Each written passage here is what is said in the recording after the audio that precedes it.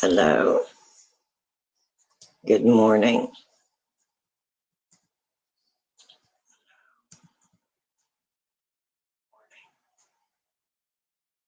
Okay, make sure I don't have anything echoing here.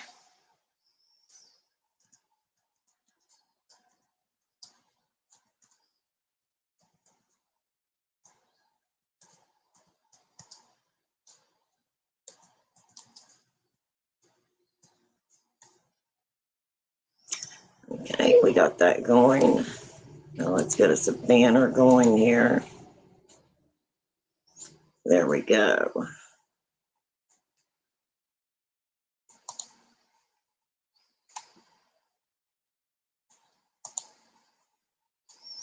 We got us a banner. It's a little dark in here this morning.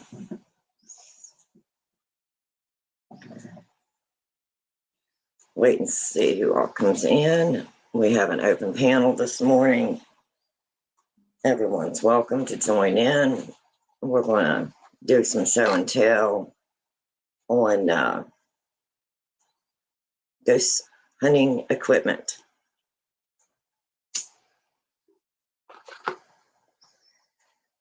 And today we have a little helper. My cat buddy decided that he's going to be helping today.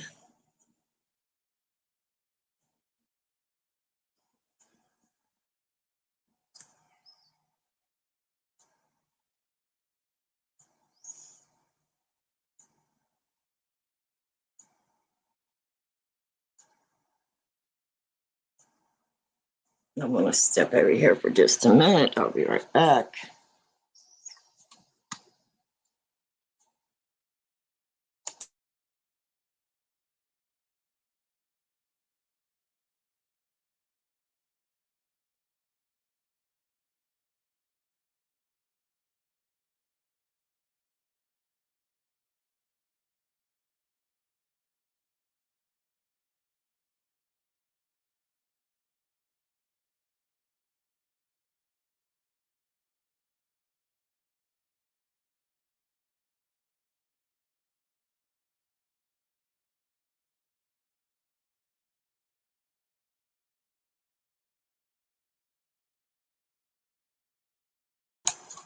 Okay, now we're back.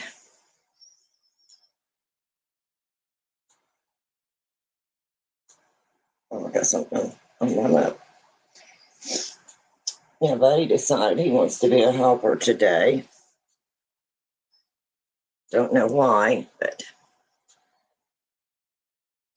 that's what he decided. So I'm going to wait a little bit and see who all comes in. And we're going to do a little bit of show and tell today on some different pieces of equipment. I had shown some of them before on a live stream. And the one was not charged, the GS2. And well, actually, too, the SLS was not charged. So I have both of those charged. And then if there's some other equipment that you would like to look at, we can look at it, discuss how it works, discuss my personal opinion and my opinion only, what I think of the different pieces of equipment, and what I use on a paranormal investigation or ghost hunting, as you want to call it, maybe. And we drink coffee and we smoke cigarettes. Trigger warning, this is not set for underage. Let me see if I can. I don't think this will get that to me, but anyway, we'll see who comes in and then we'll get started. In the meantime, we're doing really good. We're adjusting without Rebel And I had said yesterday on the live stream that my cat Buddy is missing his friend, Rebel. They were best friends. And I think he's still looking for Rebel. And he's being very needy. He needs attention. But that's just fine with me. He keeps me company. I really feel that animals know when you need someone there to be with you. I'm trying to keep some of the light out. Right now, like I said, we're remodeling, so my office is under construction. And basically, most of the rooms are ready for construction. So I'm doing the best that I can right now with what I have. Hopefully, it'll be okay until we can get everything set up. And it'll be all right. Everything will be all right. But so I do have the GS2 charged. I think it's a really nice piece of equipment. It's the laser. It's a matter of I'm taking up too much space. I may have to move locations. I think Buddy needs a little bit more room.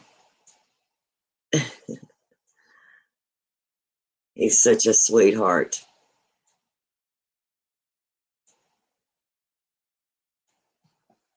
Such a sweetheart.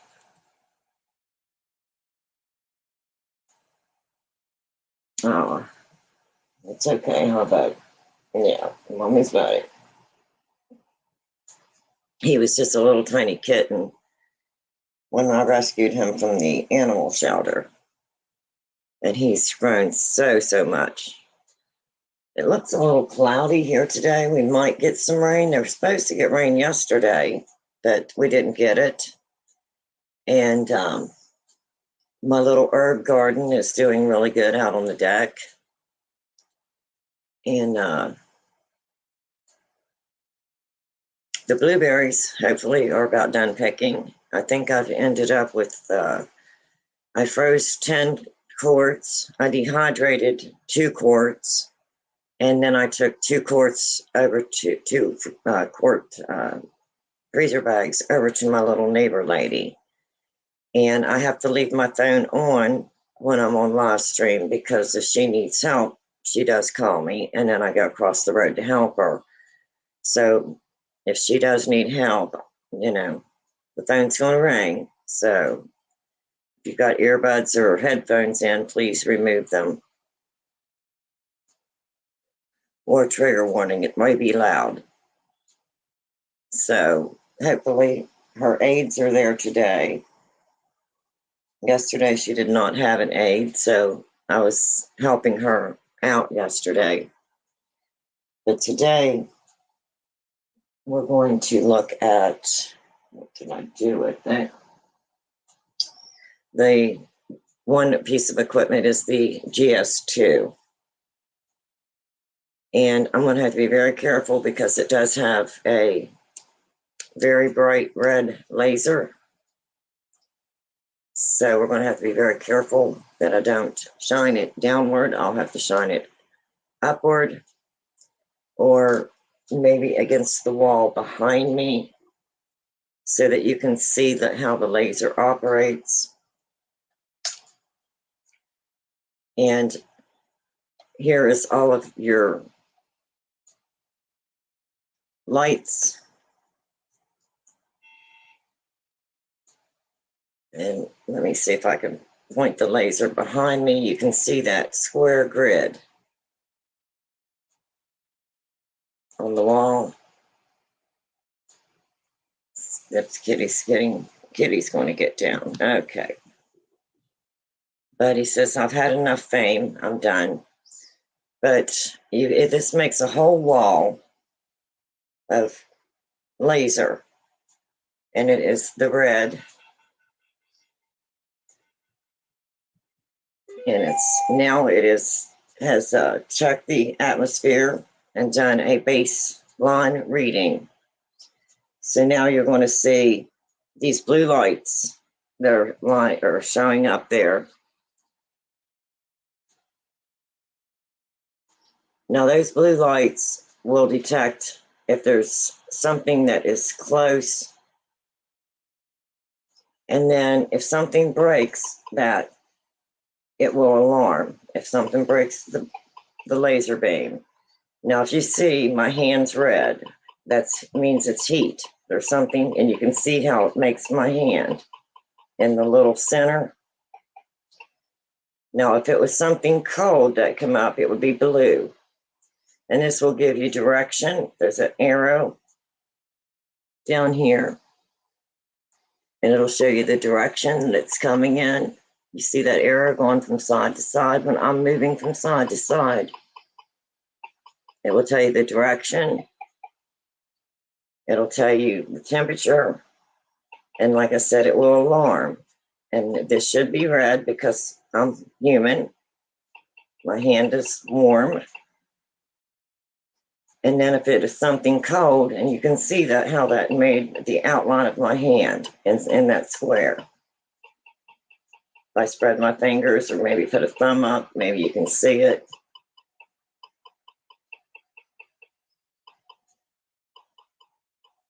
But that is my hand. Now, I'm going to put it back against the wall, and this will do a whole entire wall. So you can set this in a room where it'll do a whole entire wall with that red square grid. Now there it's showing me that there's something in behind me that's red. That would be the beam because I'm so close. So that would not be an accurate reading. But now if I turn it, oops, kitty's after the laser. Oh no. If I turn it where that is farther away, then it's not going to be red. But when I'm putting it directly behind me, then it's definitely going to be showing red. Now, when I put it to the ceiling, again, the ceiling is farther away, so it's going to be blue. However, like I said, if something does get close, it will let you know that something is breaking that laser beam. And then it will also give you the direction. See the arrows in this area here. And not only does it give you the direction, it gives you the temperature. It's saying that it's 83 Fahrenheit. And then it will give you the events. And then it will give you the baseline. The baseline is 85. And it is called the GS2. Now I'm going to go ahead and turn this off because I did charge it. But I want to make sure that I'm able to show it when more people come on. And this is very accurate. Like I said, my husband's a carpenter, and if he wanted to go in and set up, let me move this forward, and set up like these studs in a room, the framing, then it would be accurate for him to do that. So again, this is the GS2. I'm going to turn it on. And it's right now what it is doing, see that light blinking? What it is doing now is it's saying that it's setting up now. And then it will get the baseline, which is your baseline temperature.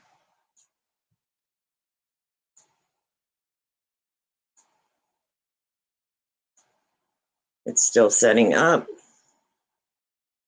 Again, I want to be very careful that I don't shine this laser. Now you can see it's beeping. Now it's getting all the baseline, getting all the information that I need. So now it will tell you that the center is 54 degrees, your baseline. I'll try and get it close enough to where you can see it. On this side would be the top writing would be baseline and temperature. And then in the center, it is showing the actual temperature. And then on the top, it will be, the top will be your direction. These lights would be direction. These lights would be distance. And then the center says shape. So with me shining that laser to the ceiling, again, my hand is warm and I'm breaking that laser and it's showing red. Now, if it was something cold breaking that, it would be blue, the blue lights. And it will also show you the direction. If you watch right here, you're going to see these arrows and it will show you which direction. Watch the arrow go from side to side. And it will tell you what direction that this is in. And it will basically give you an outline of what is breaking the laser. It almost looks like my hand. And again, you would have to be very careful when you're using this, not to have it too close to any object because it will give you a false reading. And then we're going to also look at the SLS today. And my SLS was very expensive. And this piece of equipment was pretty expensive as well. These are not really cheap, but they're very accurate. I really like it. Right now, Buddy's all excited because it had the laser and he thinks it's playtime. So he's very, very active. But we also have the SLS today that we can get out and look at the SLS. And then I have the other pieces of equipment that I've shown before.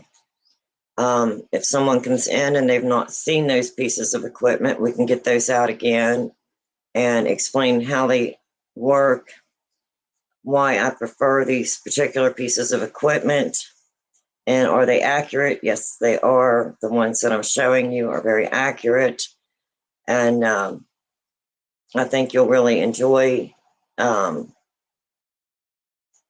show and tell today, and learning about the different pieces of equipment that you can use, how you can use them. Are they accurate? Are they not accurate? As a paranormal investigator, you're only as good as the equipment that you use, and the equipment that you use is only as good as the person using it.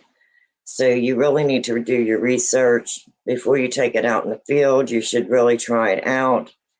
Make sure it is doing what you think it should be doing.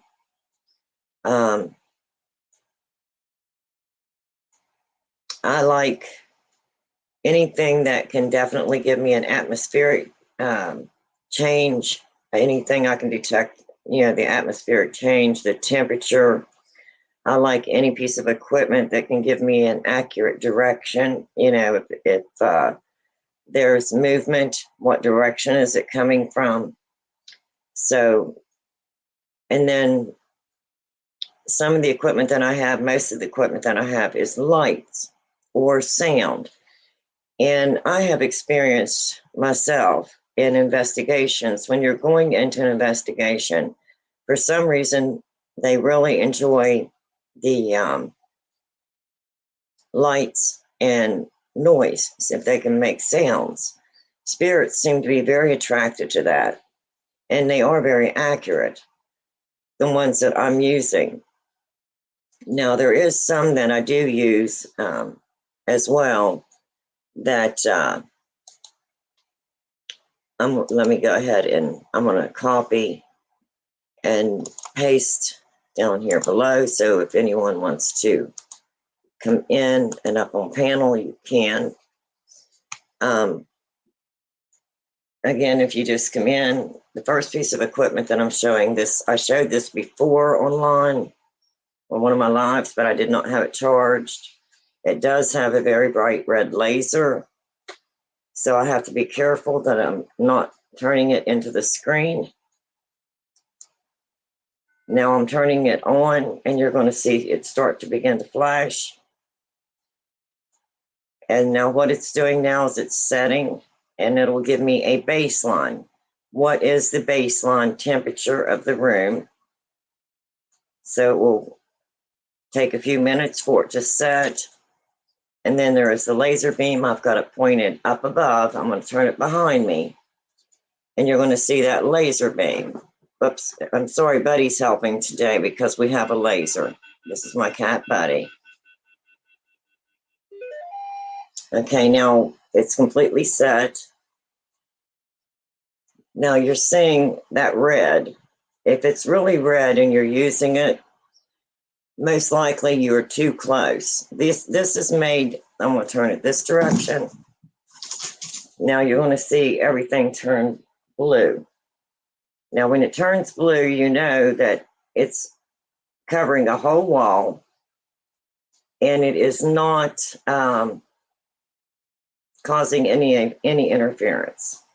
But I'm going to turn it back this way for a minute. Now, if anything comes close, it will alarm. Now see how red the lights are getting? That is detecting heat. My hand is warm, so it's going to be red. Now, if it was an entity, most likely it would be blue. As you can see the blue lights. Now down here, you can see there's an arrow right here. But if something moves, see the arrow going back and forth, it will give you direction. This one's very good at direction. And it will give you, turn it this way, it will give you this top is your direction, these lights. On the bottom is your temperature.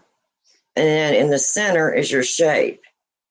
And as you may have seen, whenever I went across here, it almost shows you the shape of my hand.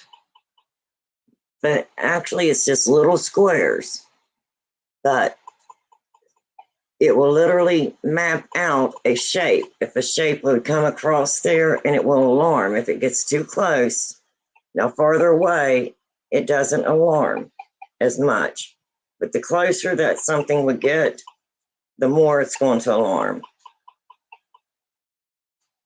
And this, we've tried this out. It's a very, very good piece of equipment.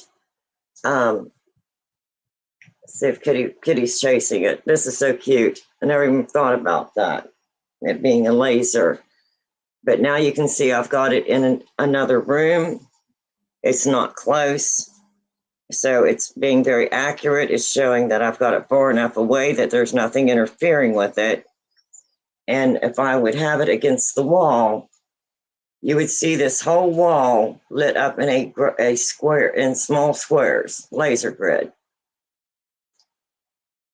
There, I think you can see that. Try and get it adjusted to where you can see it. And it's a very, very good piece of equipment. Very accurate. Again, like I said, if my husband wanted to go and set his framing up with 2x4s, he could actually put this laser beam on the wall and set his studs. It's that accurate.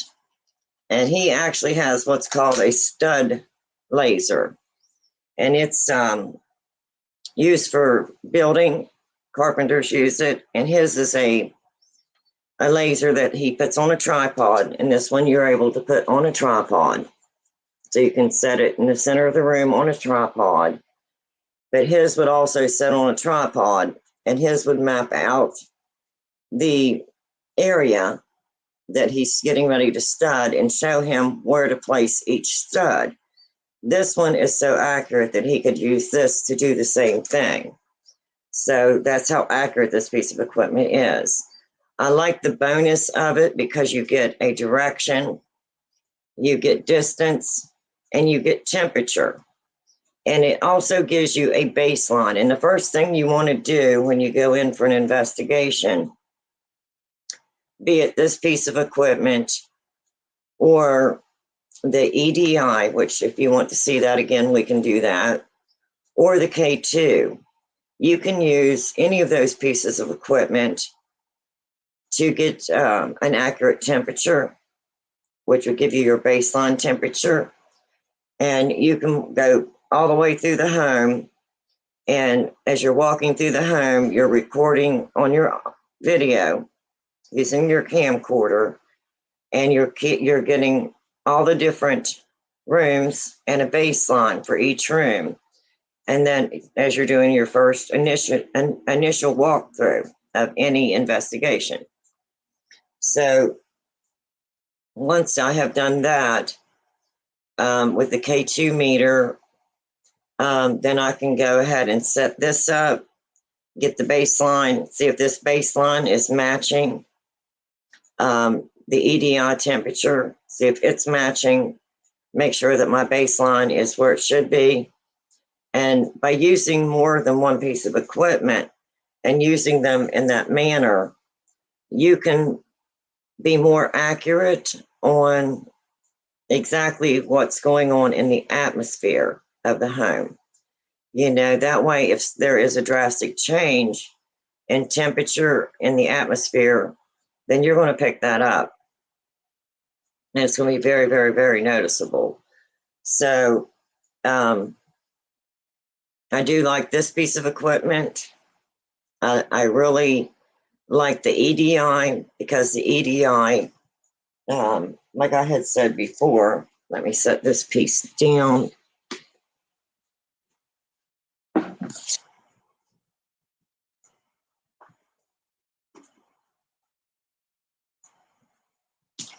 And I'll have to get up and slowly get pieces of equipment. Now this is your EDI. I really like this piece of equipment. Let's go ahead and turn this on. And you're going to see it setting. Now these up here that were flashing, the ones on this side is your temperature. And then over here is your humidity and your barometer. Then you have your temperature here that you're actually seeing in digital letters. And then you have different settings that you can set it on. Now these lights across here would be temperature. If there's a change in temperature or something changed quickly that would cause that temperature, these are blue lights that will light up. I cannot get those to light up. The ones here below would be movement. So if something would come close to this and touch it, and you have a camcorder and you have it videoing this, you're going to catch this.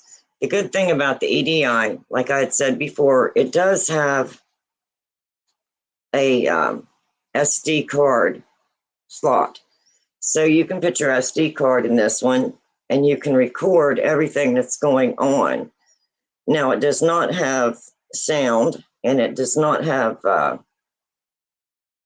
actual timestamp. I mean, it has a graph. It'll make a graph.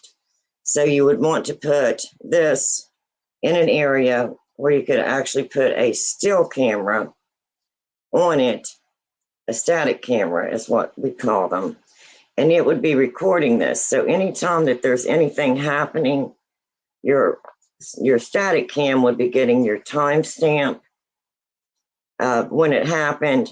And you're going to be reading your SD card from this piece of equipment, and it's going to have the graph, and it's going to show this movement or a temperature change or an atmospheric change up here on these, or your actual temperature change.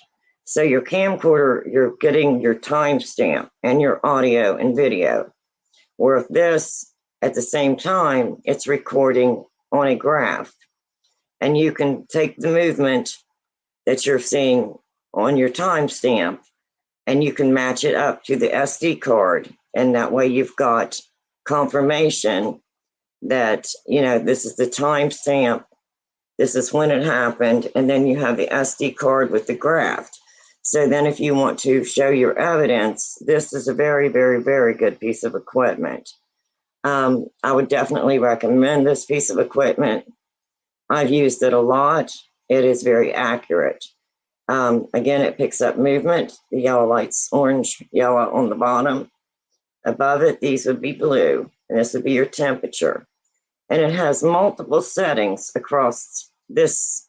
So if you wanted to change your settings, you could do the vibrate, which we have, which gives you the vibration, causing this to light up. You could get a speaker, which it does have a speaker, and you can add it. Then your display, and it also has record.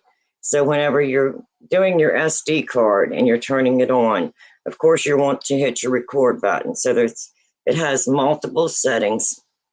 I keep forgetting this is all backwards, so I need to go the opposite direction. So it has so many multiple settings. It's a very good piece of equipment. It's a little expensive, but it's definitely worth it. And I do recommend the EDI. We'll go ahead and turn it off. Again, let me see if I can get close enough. The light that you're seeing on this side would be your record. Then here you've got temperature. You've got your atmospheric on this side, your humidity. Here would be your temperature, digital, all of your different settings. Then this would end up being a temperature that is bright blue lights that would flash and change. And then on your bottom would be, again, your vibration. So if someone would say, they feel like there's something walking, they can hear it walking. If this is sitting on a floor and there's nobody there, and all of a sudden you see them lights start going, something had to have got close enough to cause a vibration for these bottom lights to come on.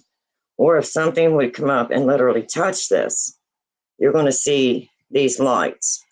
So I really do, like I said, with all the different features, I really do like this EDI. And I did drop the link if you want to come up and join me on the panel. And then I was also showing this when I first come on. This I'd showed before. It is a GS2. I did not have it charged. So today I have it charged. And again, it does have a very bright red laser. So I'm going to have to be careful where I put it whenever I turn it on. And then I'll show you all the different features again if people come in and want to see this GS2. Again, my cat Buddy is having a blast with this today because it's fun time. We've got lasers he can chase. And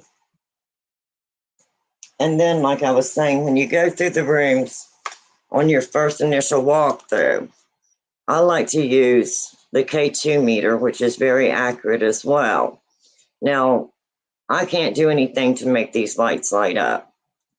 But if there's power, like the closer I get to my computer, you're going to see it activate. The farther I get away, it's not going to pick that power source up. So this will definitely give you a baseline as you're going from room to room. And if you start seeing a lot of beeping like it is here, you want to, well, if I can get it to beep again, trying to get it close enough there. But if you start seeing that, you want to look around and double check to make sure that there's not a fan directly above you.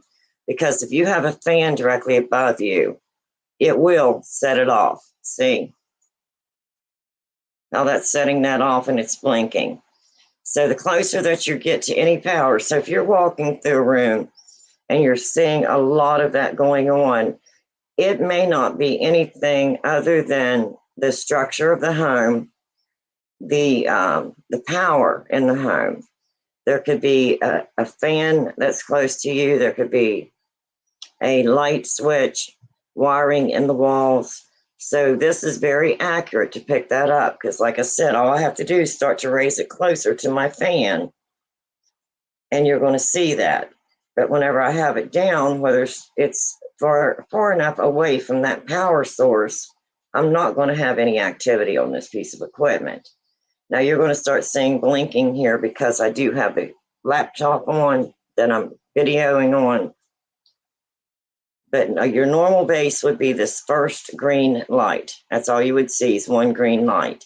So if you're going through your first initial walkthrough, you want to log everything as you're going from room to room. If you get into a room where you're seeing a lot of this, bright lights, a lot of, you want to try and debunk it. Try and find out, am I too close to a power source? Is there a fan? Because my fan is literally turned off. It's not on at all. And it's still blinking. So your fan does not have to be turned on. It does not have to be in operation. So, to get a power reading, because it has still got power above me. But now if you're in a place that does not have power and you're getting stuff like that, say an abandoned location, and you start seeing all this flickering like I'm showing you now, most likely you've got some kind of activity there. But if you're in a home or any place that has power turned on, you're going to have to be very careful when you use this piece of equipment. And that's why I said every piece of equipment is only as good as the person using it. So you really need to understand how to properly use these pieces of equipment. Now, even my phone, I believe, will set this off. Yes, see? So anything that's got a power source, a battery. Now, see how much just my phone alone is affecting that. So if you're going to be using pieces of equipment, you really need to experiment with them. You need to understand what you're actually seeing. Like right now I have one green light. That would be my baseline. That's what I would want to see. Again, if I've got equipment on me, my equipment is going to affect my other pieces of equipment. So be very careful if you are going to be using equipment that you understand exactly what will cause it to go off. And again, I have a ceiling fan above me. The lights are off, the fan is off. But see what happens whenever I raise this K2 meter up just a little bit. We start seeing, and even though the fan is not on, it still has power, active power that goes to the fan. So be very careful when you're trying to go through a walkthrough and you're trying to get your baseline readings, because these pieces of equipment are that accurate. And do I think the K2 meter is accurate? Yes. And I'm proving that by showing you, you're going to see some flickering because I do have my laptop right in front of me. And if I get closer, it's going to begin to affect it. But if I'm far enough away, it's not going to affect it. Now, if you are bumping it like this, and moving it, you're probably going to get some bouncing around of lights, because you have to remember there is a battery in the back.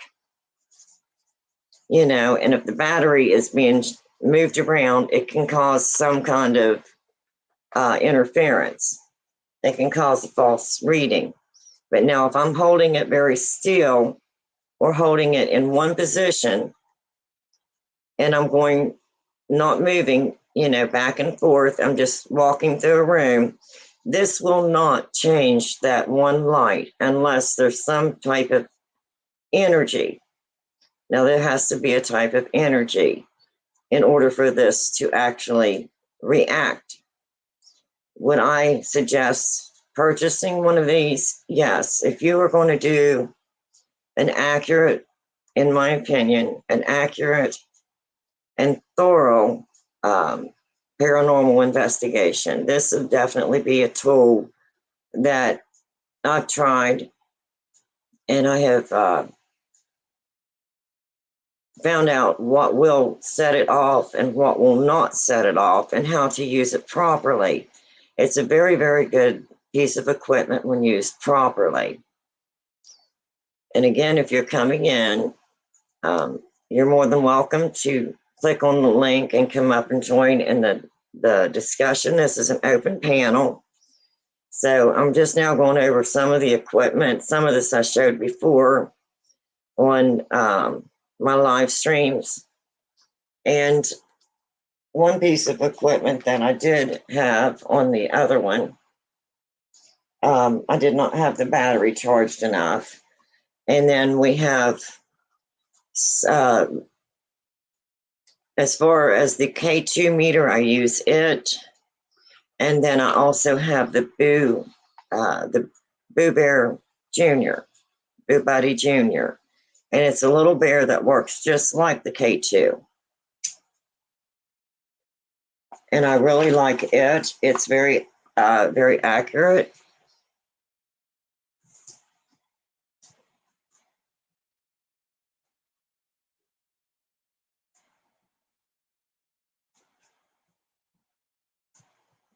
Let me get a couple more pieces of equipment here. I'm just going to get a few pieces at a time, and then we'll see what happens. Now this is, it's called the Boo Buddy. It's a ghost hunting trigger object bear. And he does operate like a K2 meter. He has a light in his belly that will be green that shows you that the power is turned on. And then his paws, the top paws, these ones will light up just like the K2 meter will light up. This has actually been used, I've used it on several try videos, trying out the equipment, and now you can see the light on it on his little belly. That's just basically giving you he's like, just like the K2 meter, it's giving you the one light that's giving you your baseline. I like this because if there would be a child spirit, and that's the only reason that I purchased this, if I go somewhere where there may possibly be a child spirit, his arms will work just like the K2 meter. I don't know if my phone will cause it to light up, but if I would put this next to a microwave, there you can see the red. See him blinking red in his chest. It's very faint, but you can see it. That means that there's energy coming to it. It's a very, very faint red blinking. And his one paw is blinking. Now, if it was dark, you would be able to pick that up better. But that is just nothing more than my phone getting close. Now, when my phone is not close, you're not going to see any activity. There's no red on his chest or his paws. But as I said, when I bring that over, you can faintly see that red blinking in his chest there. Now, if it was darker in here, it would be bright red. Now, the redder that his chest, the more red that his chest gets and his paws, then that would be more energy. And this works just like the K2 meter. So if you really wanted to make sure that this was reacting correctly, you could actually use the K2 meter and the Boo Buddy Jr. together in a room. And if they're both lighting up at the same time, now this one is, I'm moving a little bit, but if this was set down, it's more stable. It's no movement. It's not going to move unless there's an energy surge. The same thing with the bear. It would have to have an energy surge, but you would not want them close enough that one could set off the other, because it could be possible. So if you're using two pieces of equipment, you have to keep distance. You don't want to cross contaminate your two pieces of equipment. Do I like this one? Yes. This little bear was, I think, if I'm not mistaken, right at $100. It was expensive. However, I have got, I think, one video on my channel where it was dark, and I think I even added music because the child's spirit was coming up to this bear and actually lighting this bear's chest and arms up. So the chest will turn red and the top arms will turn red. The bottom paws will not turn red, just your two top paws will turn red. And the brighter the red is, the more energy that it's exposed to. And the theory is that spirits are energy, and that's what is affecting this piece of equipment, the same as it would affect the K2. So this is no more than a K2, and it's basically a little cute teddy bear.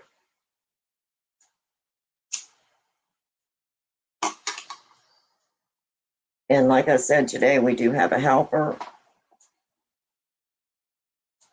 We have my kitty, because we had some lasers and lights out, and you know, kitties love that stuff. But you know, just like I said, people may walk into a room and they may be getting this really a lot of activity, but that is no more than the fan that's above me. The lights are turned off, the fan's turned off. I don't know if I can raise that up enough. See, there's no lights, no fan.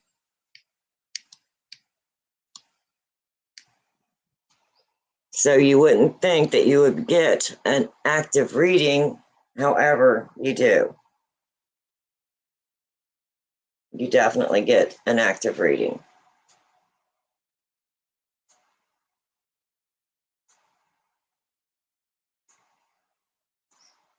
Bring it back away from it, nothing.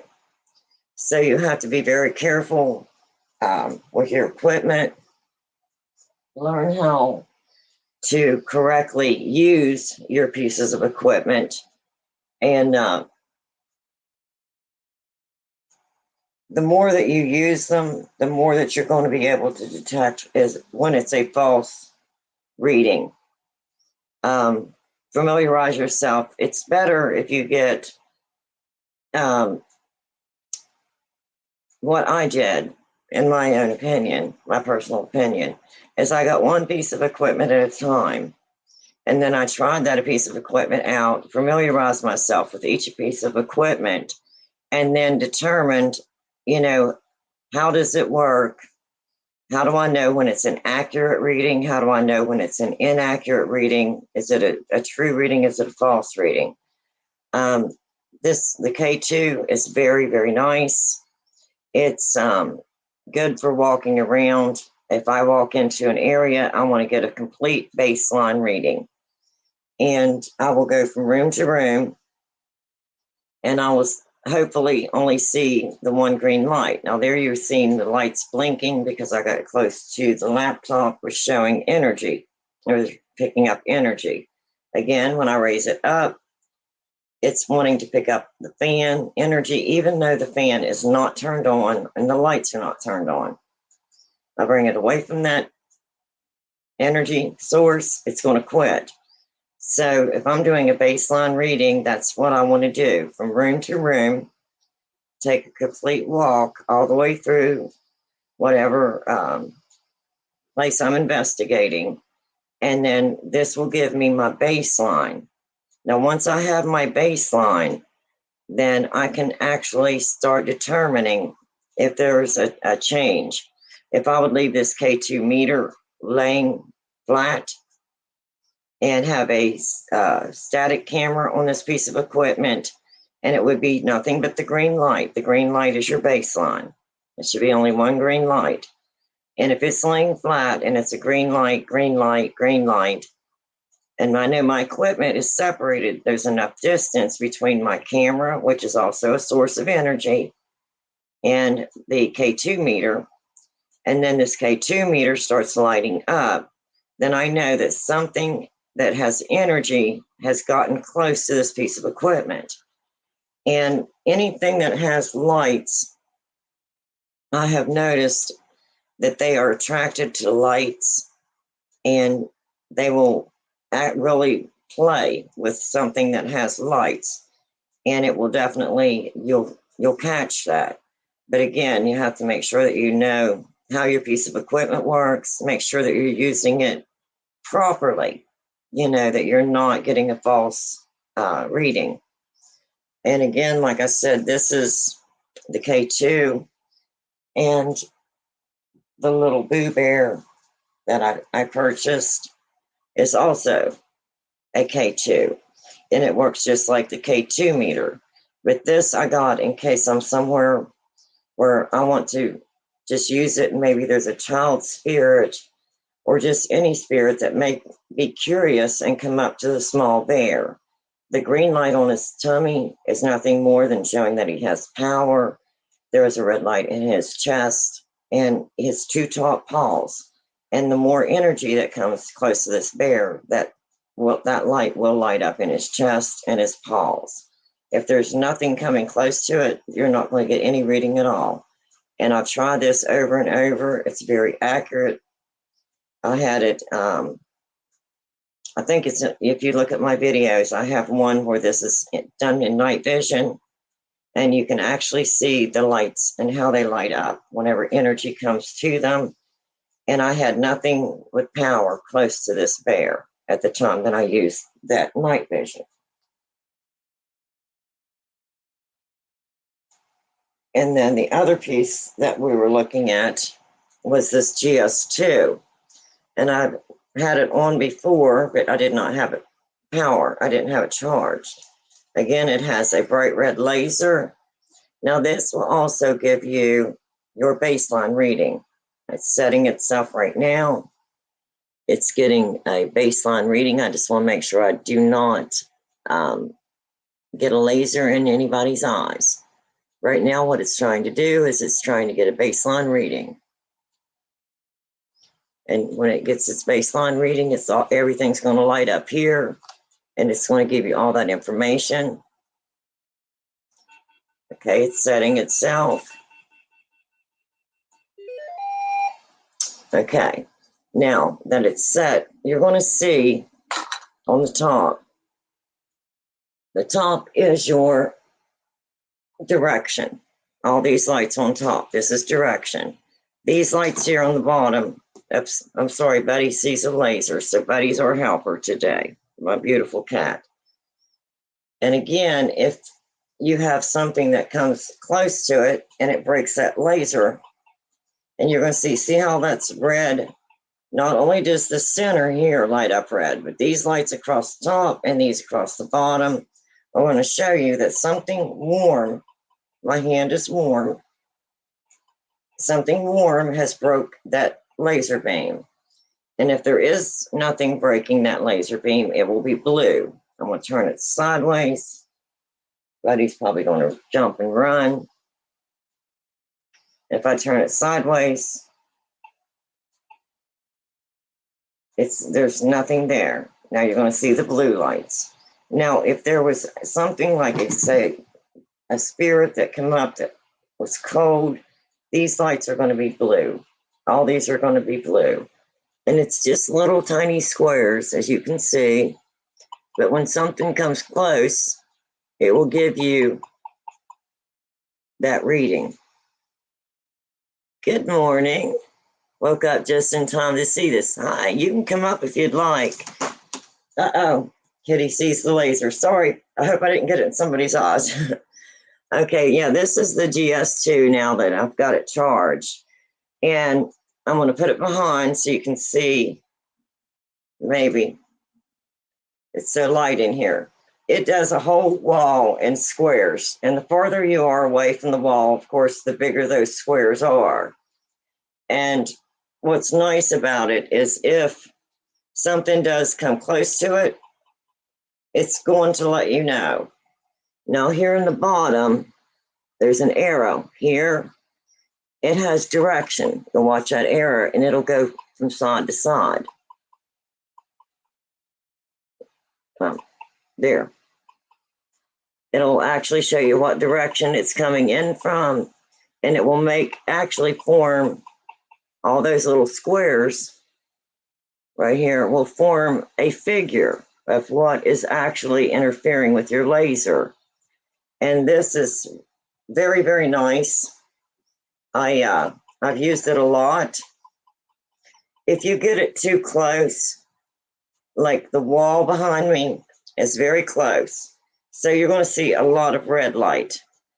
When I move it to the ceiling, it's a little bit farther away, so it's not showing a bunch of red. So you can get a false reading if you've got it too close.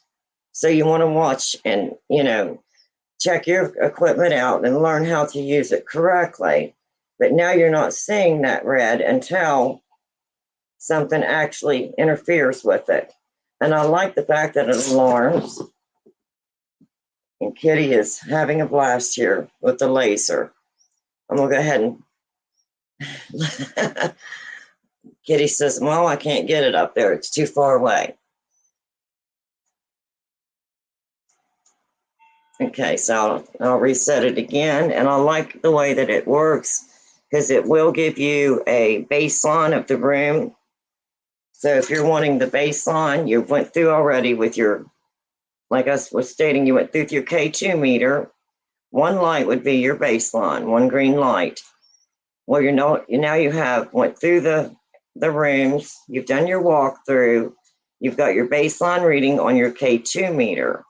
So now when this sets, it's going to give you a baseline here. It's going to tell you what the temperature is. Okay, let me turn it where I can see it. And here it's telling me there has been 0 events. It'll tell you the number of events, how many events has broken this. See, now that something broke it, it'll show me how many events, how many times that happened. Your center is your baseline. It gives you your temperature. Or no, sorry, the center is your temperature. This side over here is your baseline. So it will give you your baseline temperature. So if you start noticing on here that there's a lot of change for some reason, then something is definitely breaking that laser if it's coming across. If, like I said, red is for heat, my hand's warm. So you're going to, and it not only lights up the center squares, it'll light the top lights and it'll light the bottom lights. Now, if I have it turned away, farther away, you're going to start to see blue lights. That's basically letting me know that it's got a baseline temperature. It'll maybe every now and then blink a couple lights. But now, if there's a figure that would actually walk up and break that laser, where you see those blue lights, it will literally form almost a stick figure in that little square right there. It's a very, very nice piece of equipment. You can put it on any tripod and set it, whoops, I'm going backwards here. You can set it in any room. And like I said, you just have to be careful, learn how to use it correctly, try it out, learn what's a false reading and what's a true reading. If it's too close, like the wall behind me there, it's showing a lot of red. So that's showing me it looks like there's something there, but it's not. I'm too close. The farther I get it away, the more accurate it's going to be. So when you set it up, just make sure that it's set up where you're not getting any false readings, and that way you know everything is accurate. I'll try and get it close enough to where you can read some of the information on the bottom. And again, it does have the arrows that will show what direction. They'll go back and forth if anything enters that space. It's a very, very nice piece of equipment. It's pretty expensive, but my husband has tried it out. I've tried it out. And like he stated before, if he wanted to take it in and use it like he would use his, what they call framing laser. And the framing laser, once they set it up on a tripod, it will give them the whole room, and they know where to set their studs. Well, this, he could actually take this in, and it's so accurate that he could literally set studs with this, because it will cover a whole entire wall. And it looked really, really tiny squares because I had it close. But when you have it far away in the dark, it will cover the whole wall, and it's large squares. It's not small squares. And then I think I got to see the EDI. I'm pretty sure I turned it on and explained it.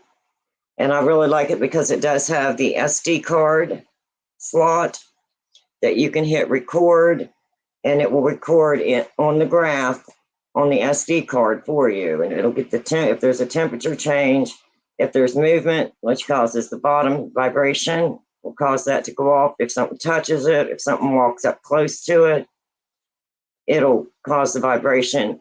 You'll have a good chart from the SD card, and then it will give you your temperature, your humidity, if there's any vibration. There's blue lights that will light up here for temperature change, and then the yellow ones or yellow-orange are for the vibration. And like I said, it's a very good piece of equipment because you have the chart. Now, it does have the record, so you're going to record it onto your SD card, and it does have speaker. However, I always put this where I can set a still cam, static camera, because it does not have like the audio video. So that way I've got my still camera pointed to this. It's recording the time. So I've got the time, the audio, the video on my camcorder, and then I can go through my SD card graph on this one, and I can get the timestamps, and then I've got this as a record, and then the camcorder as well. So that's how I use this piece of equipment. And then I think I showed the little bear, which is basically nothing more than a K2 meter. Works the same as the K2 meter. And like I was explaining with the bear, he has the green light, means nothing more than his power's on. He has the red light in his chest that will light up, and his top paws will light up red if energy comes close, the same as the K2 meter. And I was explaining, whenever you're using the K2 meter or the bear, which works and operates just like the K2 meter, you want to make sure you've done a baseline reading. And like I explained before, the fan above me is off, the lights are off. But if I raise my K2 meter up, even though that fan is not working, it is still putting out energy. And you can pick that up with the K2 meter. So when you're going to use either one of these pieces of equipment, you want to make sure that you don't have them close enough to any power source. Even your cameras, your batteries, is energy. And that's basically what causes these to fluctuate. And that you can get a very good reading, and these both do work exactly the same. Like I said, I do have a video of this one lighting up in night vision, and it's very precious. I don't know what other pieces of the SLS. I do have the SLS charged. I'm going to try and move this right now. The kitty won't knock it off. I'll be so glad when we get this house completed. completely remodeled. Now the SLS is a very nice piece of equipment.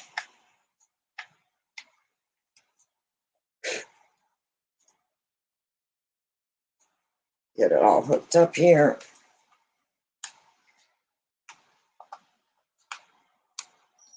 One I'm thinking was around $500. I'm pretty sure that was the price range.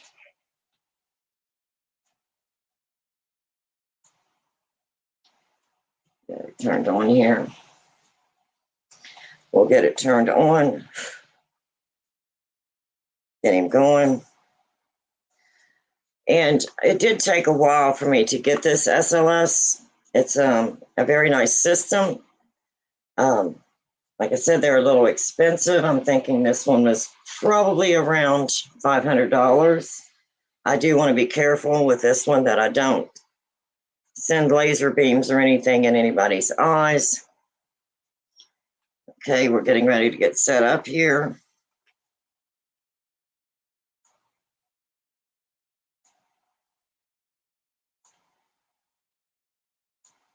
Now, I do like the SLS, but you have to definitely be careful that you're not getting false readings, because you can get false readings.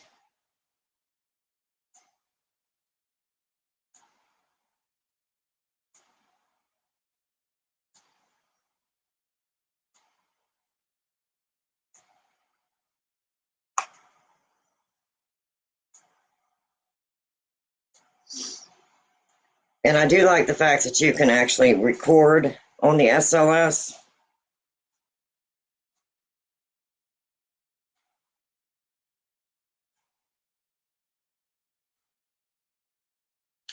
Taking this thing just a minute here to warm up.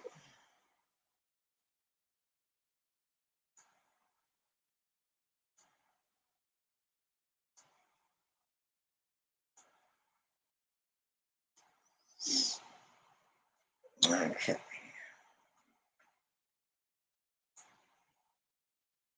Oh, I didn't turn it on. It says it's not powered, Mama. Turn me on. There we go.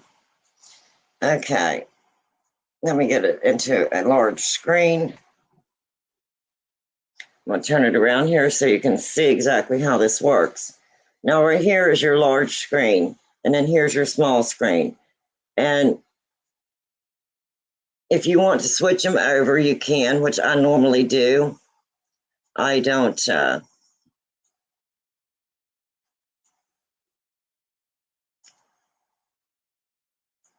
well, there we go. We'll just go ahead and leave it on that. You can see the kitty. You can see there's nothing going on. But if something like me came in front of it, up here on this little screen, you would be seeing that. So let me see if I can switch my views. Okay, now this you're seeing the kitty like I would use the SLS. Now, if I come through, you're going to be able to see me coming through. Now, if I was farther away, it would be the little stick figure.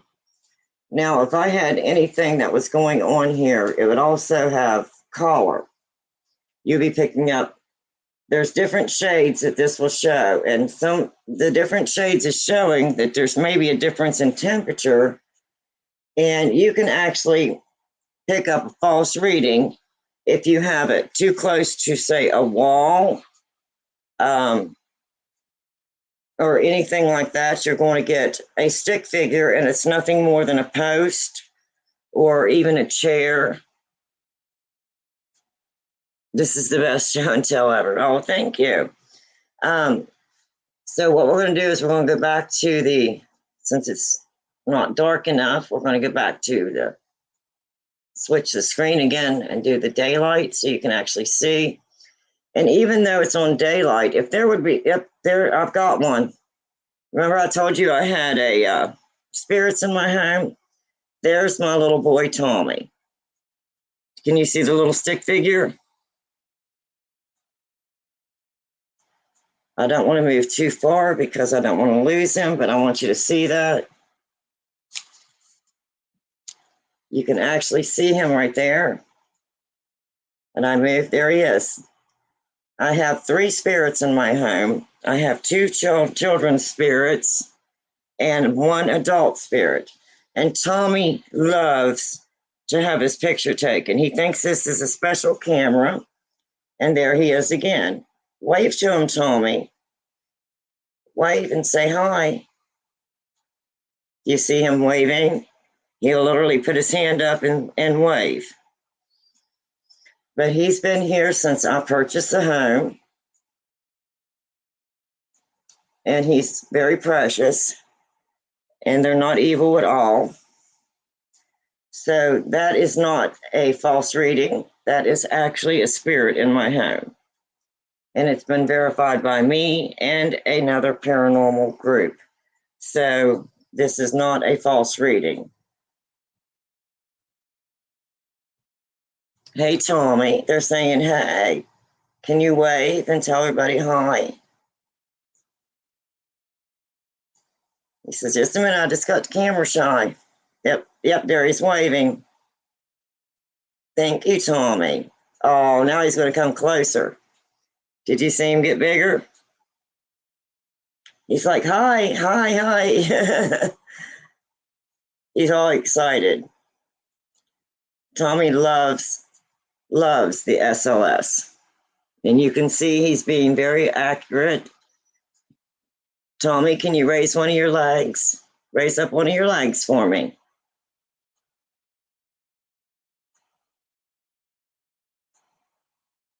Can you raise it way up high? That's it. Raise it up. There you go. Thank you. Kick your foot. Kick, kick, kick. There, he's kicking his foot. Now that's an accurate reading. That's an accurate reading. So is the paranormal real? Yes, it is. Do I live with the paranormal? Yes, I do. Now, his sister is not quite as active as he is, but he loves to interact. He interacted with the other group that came in, with the paranormal group, and his sister also did, and so did the father. So like I said, if you're seeing stick figures on here, that is not a false reading. That is actually one of the spirits in my home. And we've been here for 8 years, and they came with the house. That's amazing. Hey, Tammy, yes. Did you need to ask? Oh, hey, Tommy. Okay, yeah, Tommy loved that. He got all excited about that. But now you can see there's the cat. It's not making any type of false reading, and it's still not making a false reading. But if Tommy wants to come back on camera, you're going to see him pop right back on the camera. So it's definitely not any type of false reading. Then I really like the SLS. It works amazing in the dark. Whoops. And I can even maybe try to pick him up. I don't know if I can do it. I don't know if this will switch over and pick it up. It's probably too daylight. But you can actually record it. So if I wanted to go through and do an investigation, it will record as well. We can try and switch it over there. Okay, now that will probably give you a better view. That's giving you a better picture of Tommy. Hello again, Tommy. And you can see the little stick figure there. It's not a false reading. Then I'll turn it back and forth. You can see the different color schemes. When it's in this mode, of course, you're going to get different things of putting off different heat sources. So you've got like blue over there, you've got pink over here. And a lot of times when you do pick up a stick figure like that, it's going to actually change the color of this screen, because it's actually putting out some type of energy force or energy source, and it will actually pick that up. Tommy, can you come back in front of the camera for me?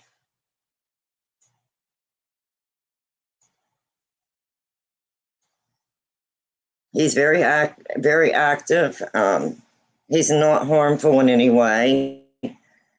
Like I said, I really don't even know that the three spirits that are here are attached to my home. I think they're actually attached to the land itself and not the home.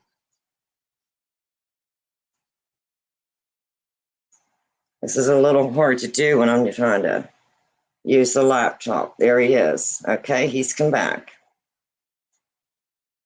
I hope you can see that. I'll bring it down a little bit so you can see a little better.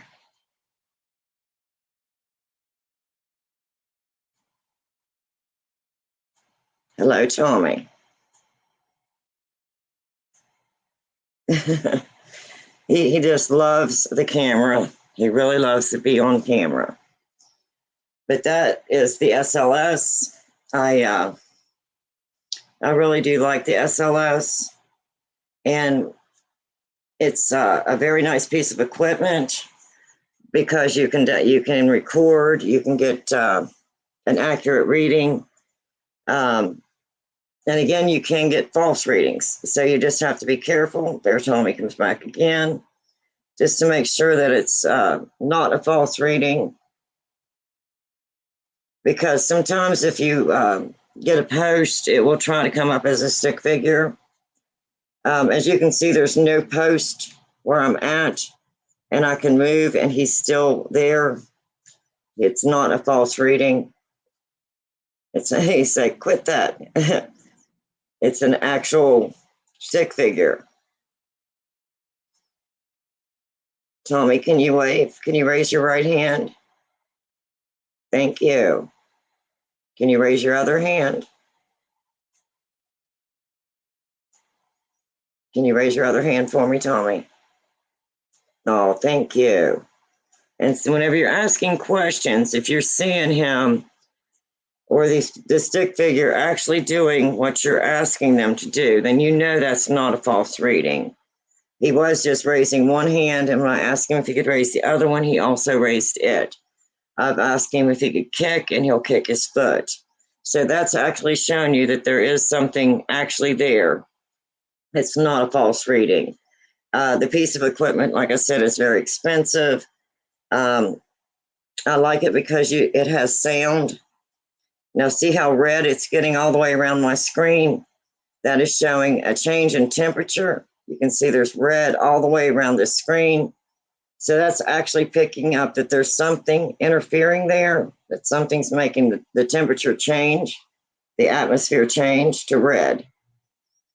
And that's also proof. Now you can see it again on the sides here, how it's turning red. The more energy that they put out, the more color that you can pick up on these SLSs. You can pick up blue, red, orange, pink. There's multiple colors that they'll pick up and put out. But like I said, you can actually see the change in the atmosphere as he's actually being there. So that's showing that's not a false reading. That's an accurate, true reading. A lot of people would probably be frightened if they had spirits in their home. I'm not, because I have done the investigating here on my home, and then I also had another group come in and do the investigations as well. So that confirmed what I had documented. They basically documented the same thing. So those are some of the pieces of equipment that I really like. I did start off, with smaller pieces of equipment, stuff that was less expensive, and then slowly, one piece at a time, started building up my pieces of equipment. I think my cat's missing my dog, and he's being very loving. He's an absolutely beautiful cat. He was a rescue. I rescued him from the Humane Society as a kitten, and he's adjusting to our home without our beautiful Rebel. But he's an amazing, amazing cat. He's so lovable. Aren't you, Buddy? Yes. And he knows his name. I say, I'm Buddy. We named him Buddy because Rebel, my dog, had a little buddy. So that's my rescue cat, my rescue kitten who grew into a beautiful, beautiful cat. So he's had an amazing home. He's been so loved, and he definitely gives love back. Don't you? Yes, you do. I'm really glad that I do have him because he's keeping me company. So you enjoyed I hope you enjoyed that little SLS with the spirit, with the little stick person. And now you can see why my channel is called Real Paranormal and Investigations, because it's real. We don't fake anything. There's no need to fake anything. If people believe that the paranormal is not real, then maybe they've never experienced it. And should the paranormal be taken very seriously? Yes. Yes, you should always, always take the paranormal very seriously. People can actually open doors and not realize what they're doing. You know, it may seem something harmless. Something as harmless as an app on the phone. Anytime that they are participating with something like that, even though those apps are for entertainment purposes only, it can open a door and it can allow something to enter that is not something that they were expecting. So you should always, always be very careful with the paranormal. So cool to see, Tammy. Oh, I'm glad you enjoyed that. Now, could you actually see the stick figure? I know it's probably kind of hard because it's so bright in here, but I'm hoping that you could actually see the stick figure. And when I asked him to wave, of course, you got to see him wave. When I asked him to kick his foot, he kicked his foot. And then the next time that he came back, he had one hand up, and I asked him if he could raise the other hand, and he did. So that's actually showing you that's not a false reading. You're asking it to do something, and you're asking very politely, and they are responding. Now, if you just have a stick figure that's just dancing all over the place and it's not really cooperating with you in any way, then that's most likely a false reading. Like I said, post, sometimes furniture, different things can actually give you a false reading. But when I was showing you that stick figure, you could see how all around my screen, the temperature as well was turning red. And that's showing there's a difference in the temperature or in the atmosphere. So that spirit, that little stick figure, is actually changing that atmosphere with its energy. And you can actually see the red start to go all the way around my screen, picking up that change in temperature. So, like I said, every piece of equipment is only as good as the person using it. So when you get a piece of equipment, try it out, understand how it properly works.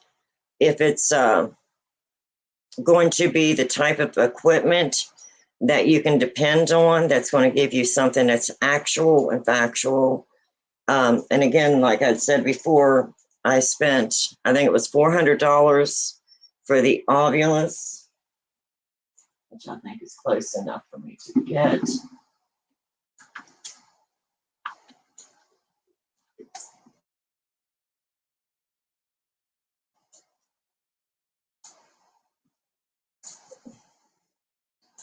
I'll make sure I have that everything turned off.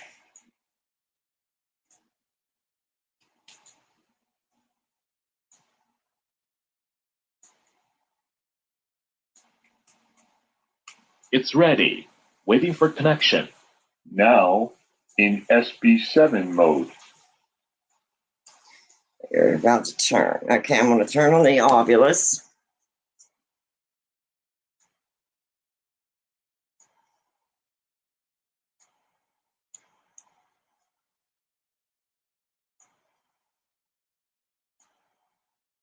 And then of course, now this is the actual Ovilus. This is not an app on a phone. Pace. Wish. And I actually had to plug it into a external speaker 11. because even though this Ovilus does have a speaker, the speaker is so quiet that unless you're really at a place where you can hear everything, you're not really going to make it out. But with the external speaker, you're definitely picking up, what it's saying. And of course, it is going to spell everything out for you. It said Levin, Wish, and Pace.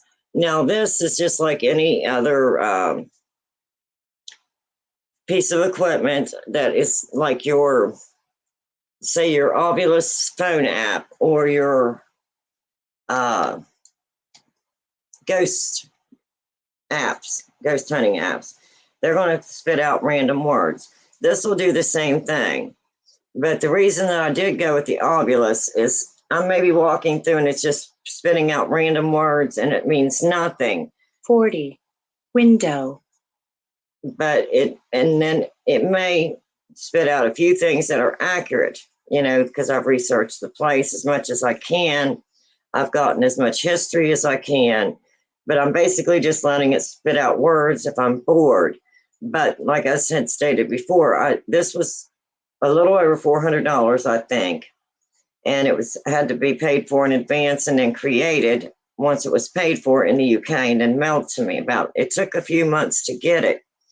But I also like the different features because this has multiple features. So I don't just have that feature where it's just talking. It also can do like a true false, or you can use this as a yes and no.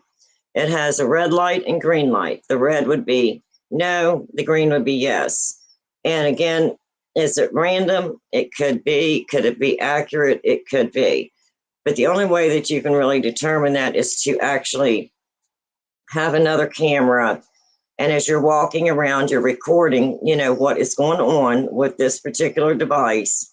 Is it being accurate when you're asking it a question? Is it, or is it just randomly giving you a yes or giving you a no? So like I could ask the question, is my home haunted? Yes or no, true or false? And then I can wait. And as you can see, there's a line that'll go there. Now it's telling you, yes, my home is haunted. It gave me the green light. Is there 3 spirits in my home? Yes or no?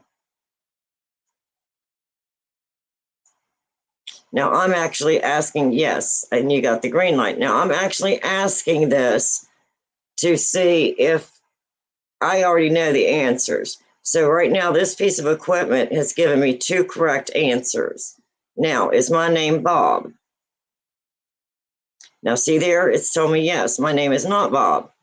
So is this piece of equipment accurate? No, not 100%. Not at all. But like I said, there's other reasons that I did get it. And one of the reasons that I got it is because it has the ability to do graphs and multiple functions. So you're not just using this to spit out random words. That sounds like my husband coming home. Let me go ahead and mute this.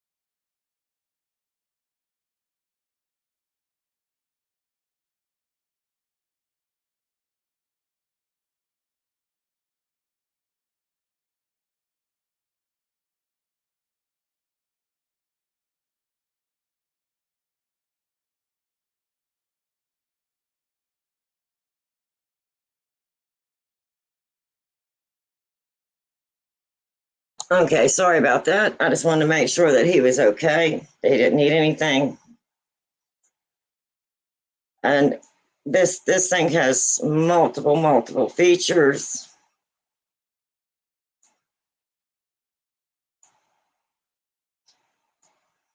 It has different graphs that you can use to determine different atmospheric changes.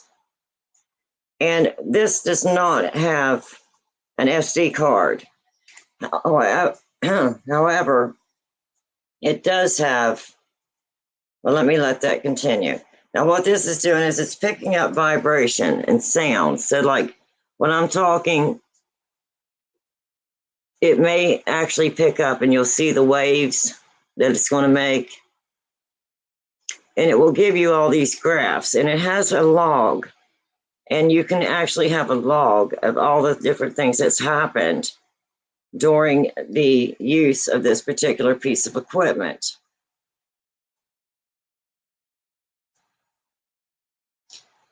It has multiple graphs that you can use to determine different things about the particular atmosphere and changes that's going on. And then it does have a log, and it will give you a log, and you can actually record the log of what all's happening. So this has got multiple functions. So I didn't just purchase it because it will spit out random words. I purchased it because of the different multiple functions that this particular device has. And then if I would go into log, here's every word that would be said during your investigation. So with this log of all these random words that it spit out, if you're trying to get all the information that you collected from this particular investigation, you're going to have a complete log. And then you can take all this information and put it down, and it has all this logged in and saved. And then when you're presenting your facts or your data or anything that you've collected, and you will have this as well. So that's one reason that I did spend $400 on this particular piece of equipment. Like I said, this actually has audio. Oh, wait, it says it has a mount CD card.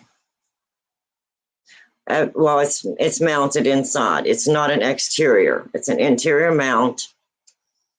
And then it has your logs.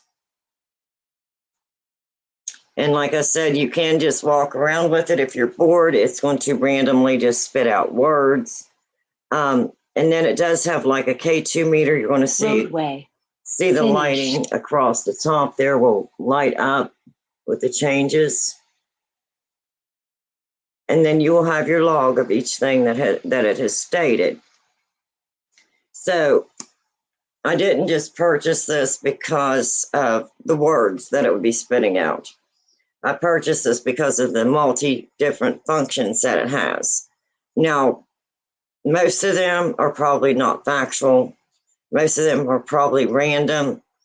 However, the charts, there's no way that any of the charting that you'd be doing with this would be inaccurate. It would definitely be accurate. So it is a good piece of equipment. And I don't know, they may now have more equipment that if I would go in and start researching, there may be more equipment that I would find that maybe would be a little more updated than this particular Ovilus. However, this is very compact. It's easy to carry. I do like the graphs and stuff and the different features that it has.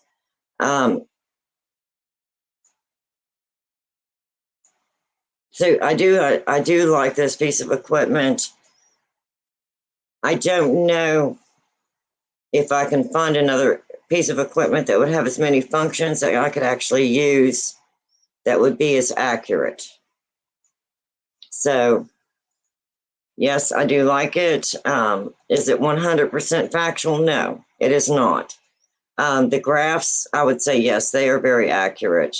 The logs, if you want a log, you have all that information that you can use as evidence that you've collected. Then I also have, like I said, many different pieces of equipment that you could be using for temperature change. I've got the EDI, and then I've got the REM pod that has the temperature change. And then I've got actually two different REM pods. I've got one, which is the REM pod, regular REM pod with a temperature.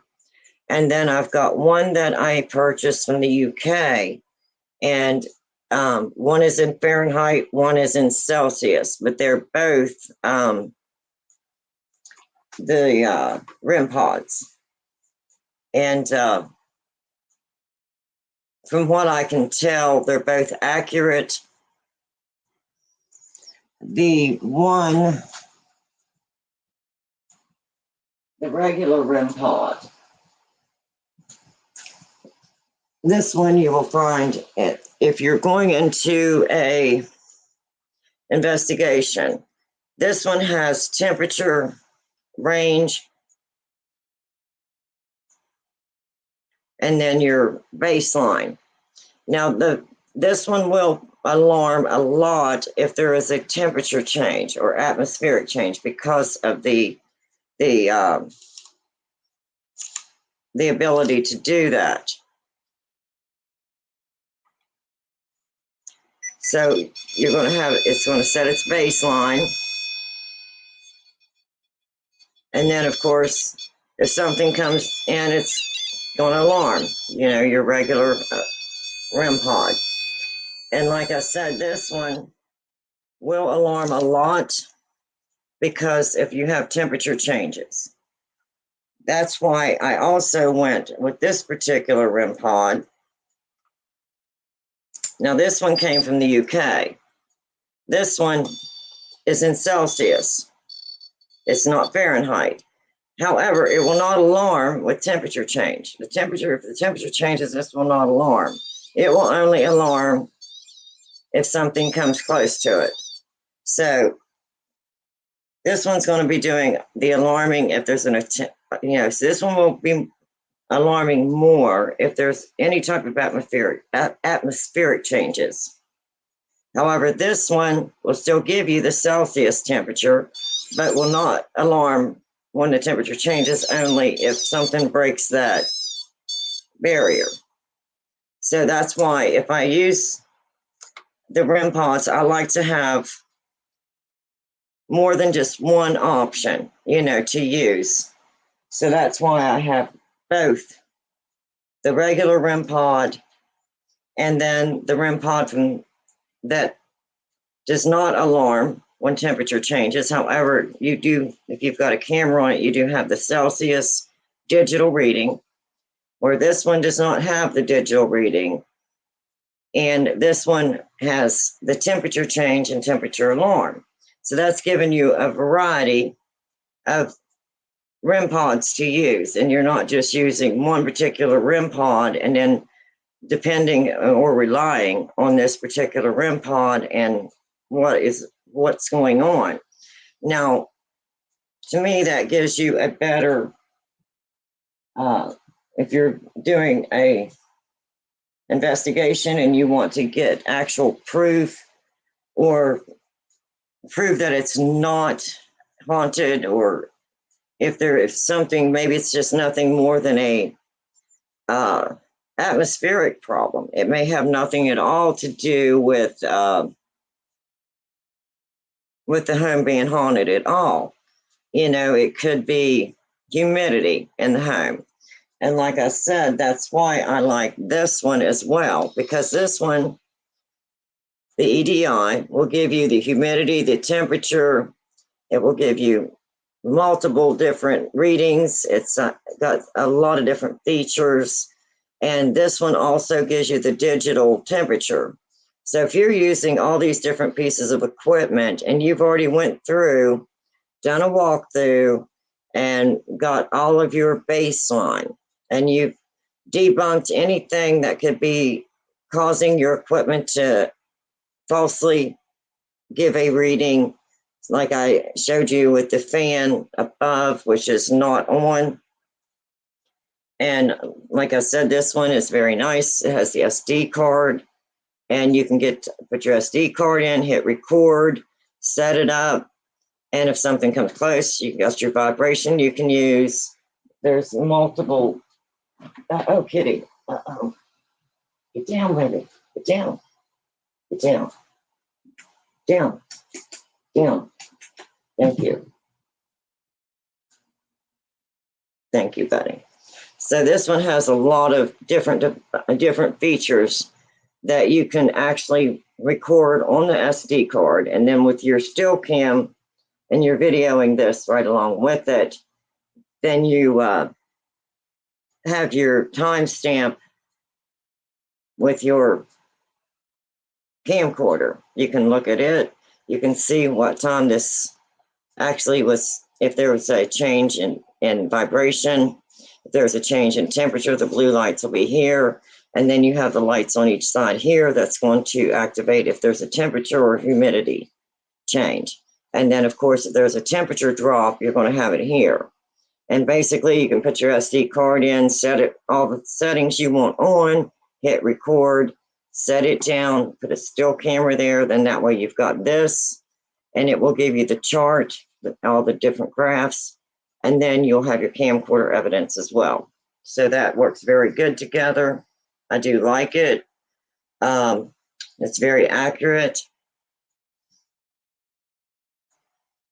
So anyway, that's some of the equipment that I thought I'd go through.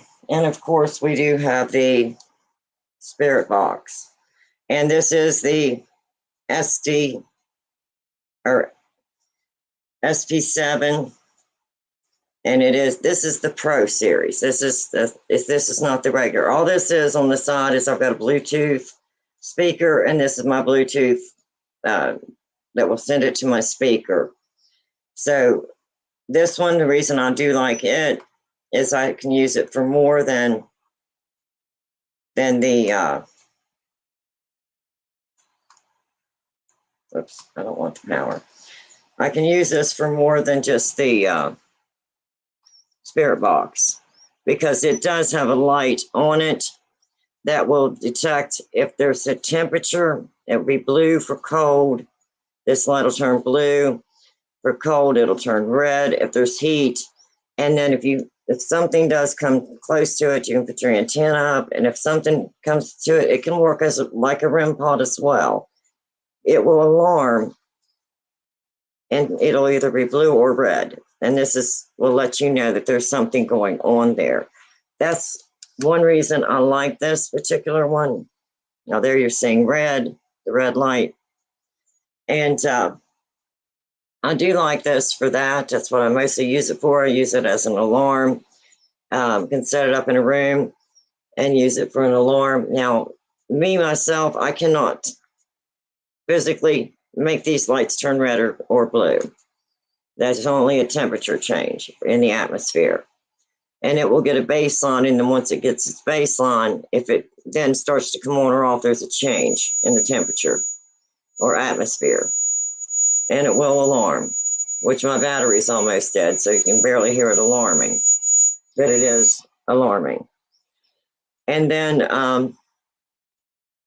my daughter likes to do the Estes, where you are in the dark, you have your blindfold on. She has noise canceling earphones, her headset on, and she has this going in, listening to it on the scan. And we'll set it at the fastest scan we can and set it in reverse. And then I'll go somewhere else and I will whisper questions. And then my daughter will call out answers that she's hearing through this. And by her being in the dark, in a blindfold, doing the Estes, I have been really amazed at how many correct answers she has given, because I'll do the history on the place that we're going to go to, but she doesn't know anything about the history. However, I do.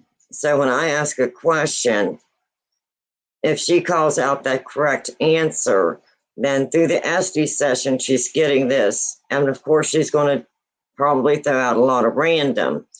But I have noticed that if you are using the spirit box and you are using the Estes method, blindfolded in the dark, noise canceling headphones on, and that running into the headphones, that it's very amazing that the experiment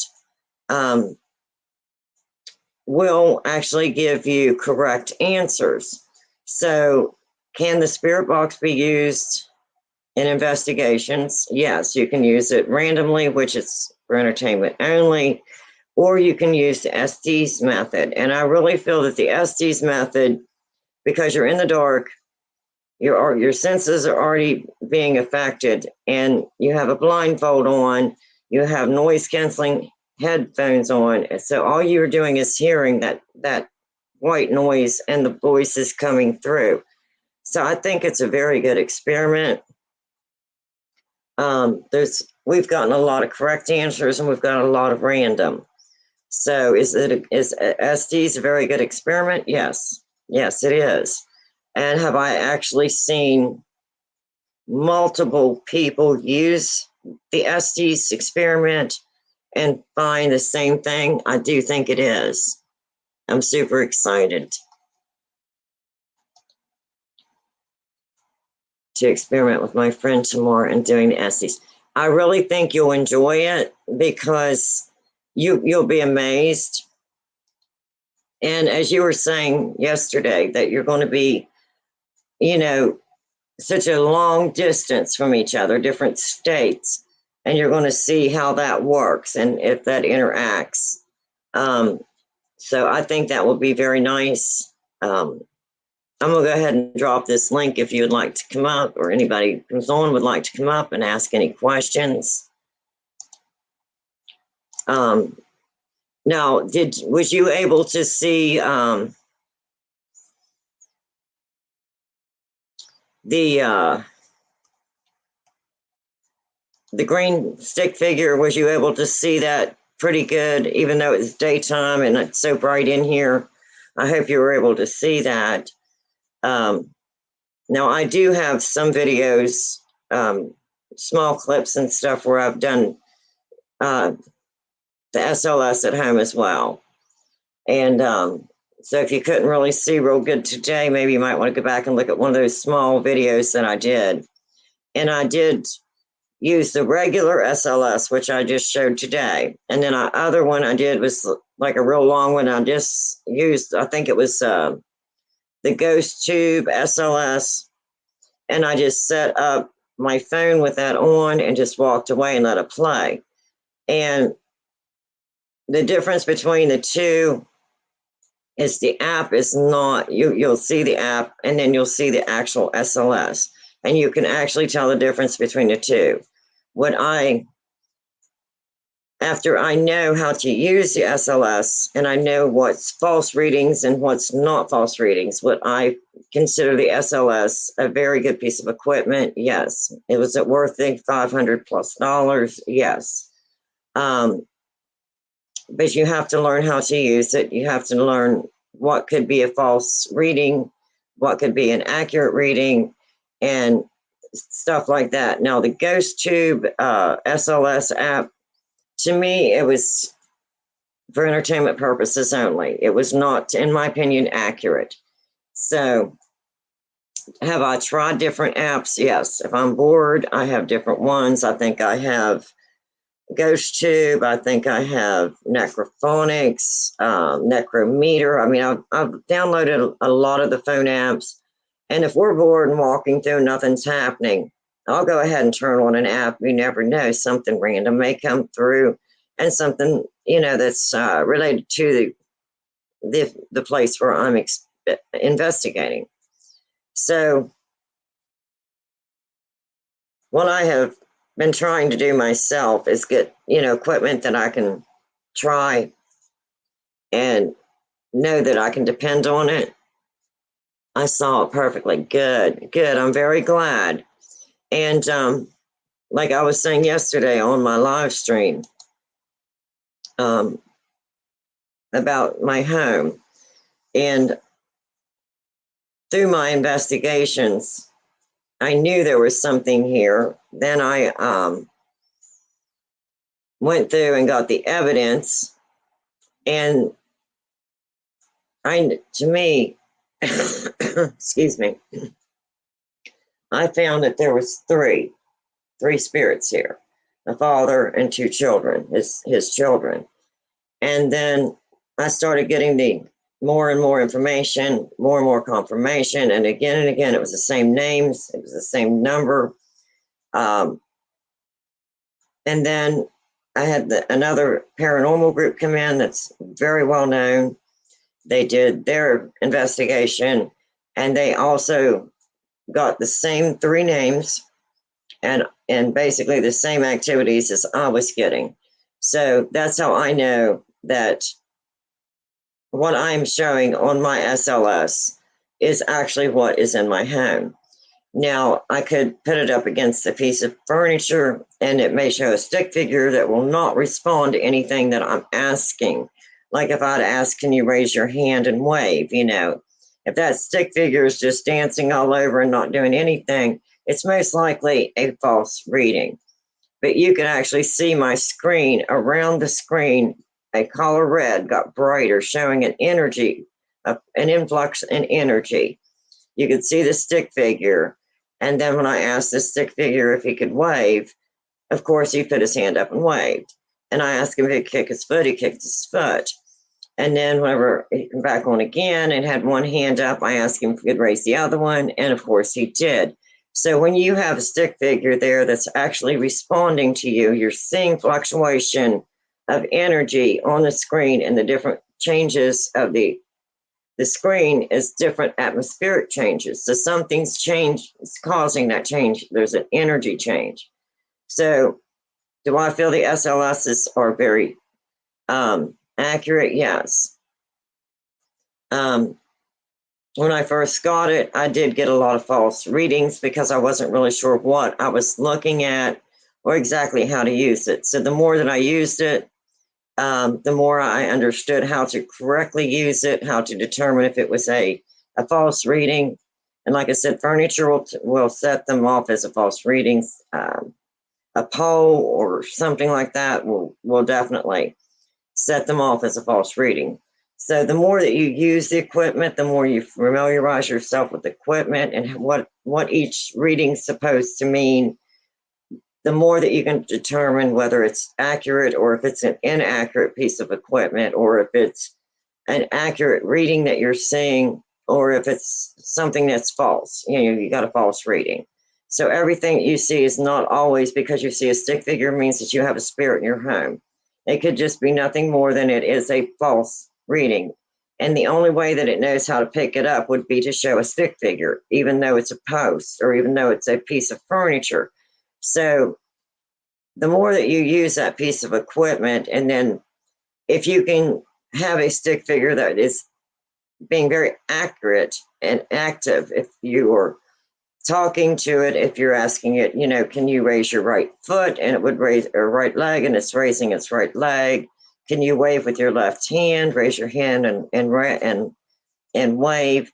If you're seeing this stick figure is responding to the questions that you're asking, and it's doing it correctly, and then also you're seeing a change in the screen and the colors, and it will be red, it can be pink, it can be orange, blue, and you learn and read your instructions on what each one of those mean, and you'll soon learn how to determine whether it's a false reading or whether it is a correct reading, if it's a true reading.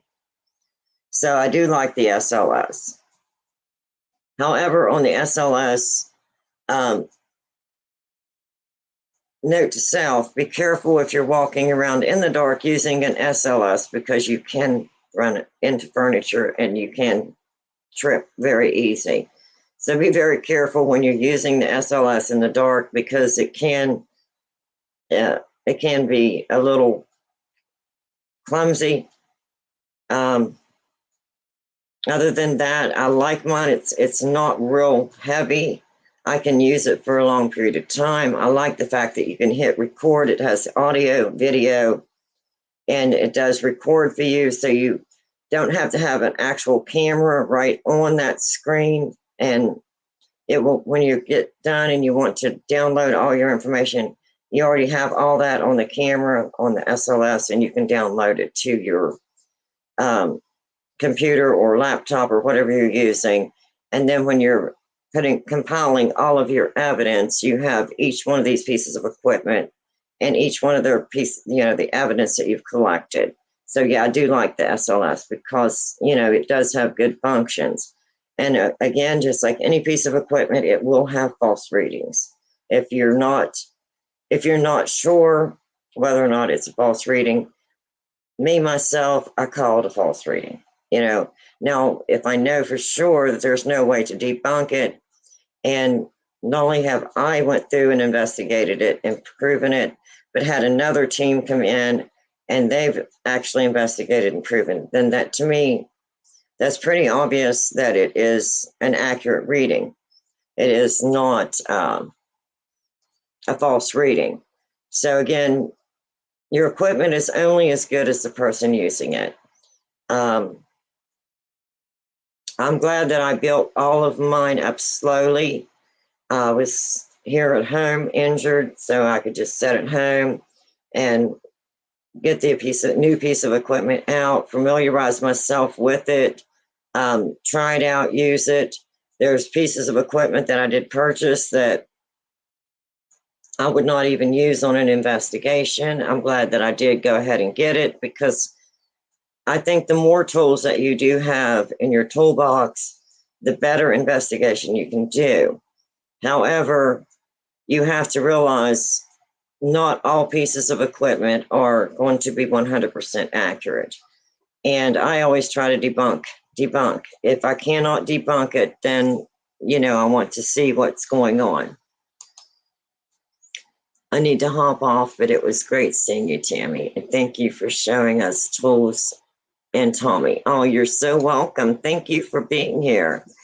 I'm glad you got to see the GS2. What did you think of the GS2? Do you like that now that you can actually see all the lights that light up and all the different features that it has? I hope that you like it, because the last time it wasn't charged, I couldn't actually show you. So I tried to give you a demonstration and let you see the GS2, how it lit up, and exactly what the features were on the GS2.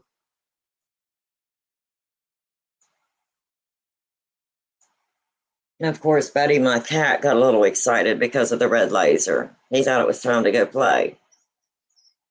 And he's still looking for the red laser. He's an amazing cat. But anyway, I hope that some of the information that I brought forth today will help somebody if they have any questions. If you have any questions about anything that I have shown today, you can leave a comment. If you haven't yet, please like and subscribe. If you feel led to share this video, please do. And I do have more equipment that slowly I can bring out, and maybe we can do another show and tell. We're getting ready to go in and start doing some investigations. So hopefully we'll have some really nice videos to drop soon. My daughter's chomping at the bit. She can't wait. She's ready to go. So when we can get everything set up and get together, I'm looking forward to that. So again, I want to thank you for coming in today. I hope that the information that I've shared has been helpful. I really think that if I'm able to help someone to understand equipment and how it works, if I'm here to help, or to someone to learn how to use different types of equipment. I'm glad that I'm able to do that.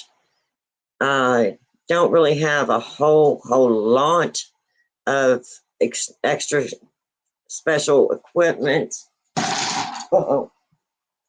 But I do have a lot of equipment that I've picked up over the years. And like I said, I like to take my time. I like to check the equipment out. I like to see how it operates and all that good stuff. So anyway, like I said, I hope that maybe something I've shown today, if you've had a question about it, that it's helped you with that. Again, the pieces of equipment that I trust and that I believe are very good, I will recommend them. If you're just getting started in this field, please realize the paranormal is real. It's not fake. So please approach with caution. Please do not open any doors that should not be open.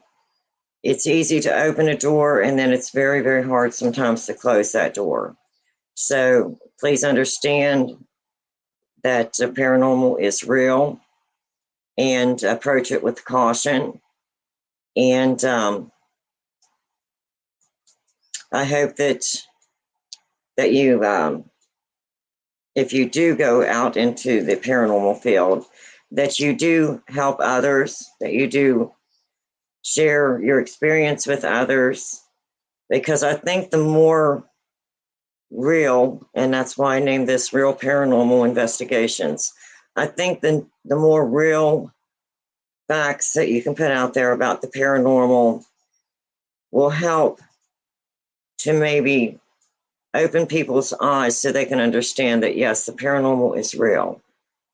And if there's someone that's having problems, maybe this will give them the opportunity to feel safe enough to come out and say, I feel like I have a problem. Can you come in and help? Or can you come in and investigate my home?